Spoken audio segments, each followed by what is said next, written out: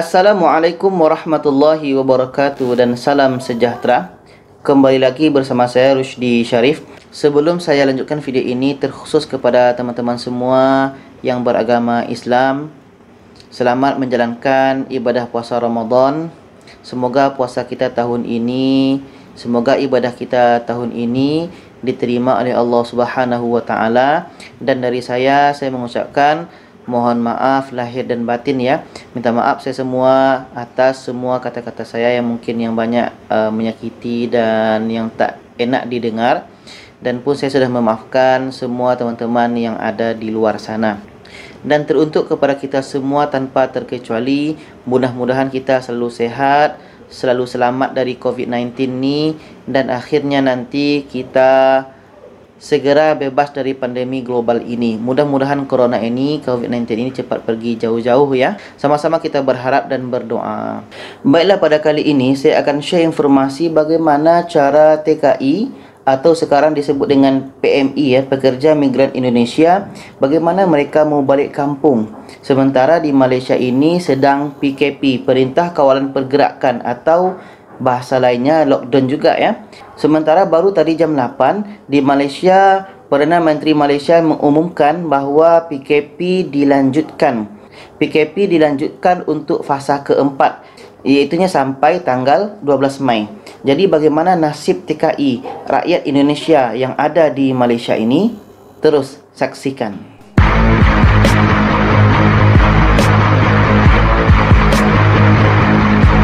Jadi seperti yang saya beritahu di awal tadi, bahawa PKP Perintah Kawalan Pergerakan di Malaysia ini dilanjutkan untuk fasa keempat, iaitunya sampai tanggal 12 Mei.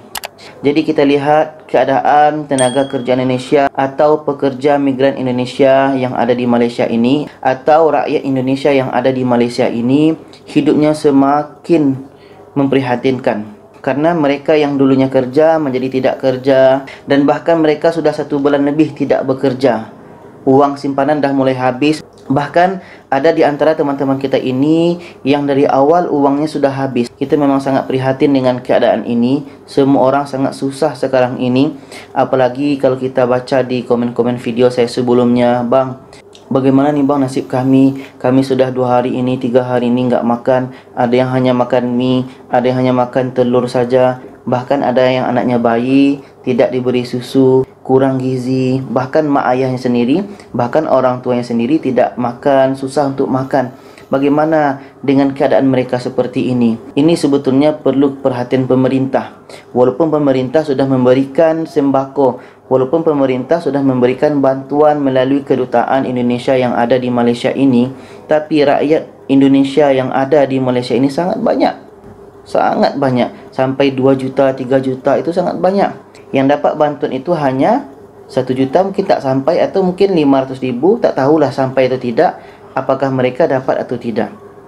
Yang dapat ini mungkin hanya beberapa tempat saja, karena kekangan daripada masa, kekangan daripada tenaga, kekangan daripada bahan-bahan itu susah dijumpai.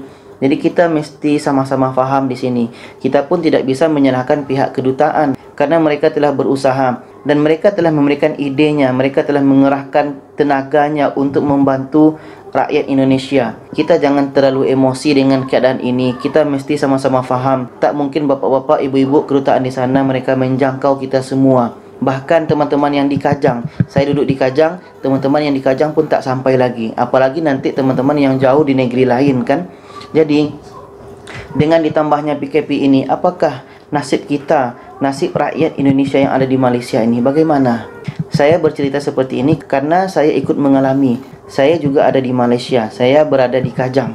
Teman-teman yang duduk di sekitar Kajang sini, bolehlah nanti kita chat, apakah di IG, di Facebook ya, atau di kolom komentar video ini. Jadi kalau teman-teman ingin pulang kampung, di sini ada 2 saran. Yang pertama, bagi teman-teman yang ingin pulang melalui pelabuhan, sekarang ini berdasarkan informasi yang saya terima, itu pelabuhan Pasir Gudang yang ada di Johor itu buka. Tapi sekarang ini hanya berlayar 1 kali sehari saja ya. Katanya dalam pukul 2 lebih macam tu, pukul 2 petang ya. Untuk pelabuhan Situalang pun ada berjalan, tapi apakah kekerapannya itu 1 kali 2 hari saya tak pasti. Itu untuk pelabuhan Pasir Gudang dan Situalang di Johor ya, itu menuju ke Batam. Jadi teman-teman yang ingin pulang melalui Johor ini silahkan, tapi hati-hati ya, karena sekarang di Malaysia ini sedang diadakannya PKP, apalagi semakin PKP menuju fasa keempat itu semakin ketat nanti ya. Harapnya teman-teman ini yang balik kampung hati-hati di jalan, jangan sampai pula kena tangkap tujuannya balik kampung tapi malah masuk ke lock-up atau penjara ya. Dan bagi teman-teman yang ingin pulang melalui penerbangan untuk AirAsia, di sini saya beritahu belum ada dapat kepastian lagi. Seandainya kerajaan Malaysia mengizinkan untuk terbang, maka AirAsia akan siap terbang. Tapi saat ini saya akan bagi tahu ada penerbangan lain yang sedang berjalan, iaitunya MAS Malaysia Airlines tu berjalan. Tapi apakah kita bisa booking online? Tadi saya lihat di Traveloka itu ada penerbangan ya, tapi tidak tiap hari. Bisa penerbangan melalui MAS, bisa melalui Garuda, bisa melalui Malindo ya.